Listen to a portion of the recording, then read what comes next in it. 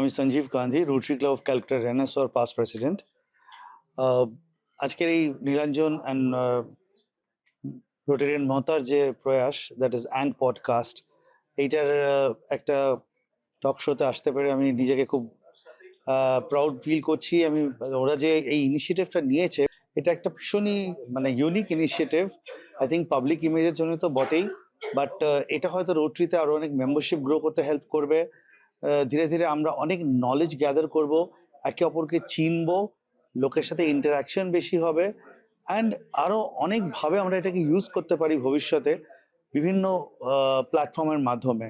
আমার মনে হয় এই and podcast will be a great hit in days to come. Wish Mohtaji and Nilanjan all the best. আজকে যে অনুষ্ঠানটায় আমি এসেছিলাম তাতে আমাদের past district governor Prabir Chatterjee এবং আমাদের incoming district governor DGND for 28-29 Bratendra Mallick ছিলেন, যারা দুজনের অনেক ভিশন শেয়ার করলেন, ওপিনিয়ন্স দিলেন।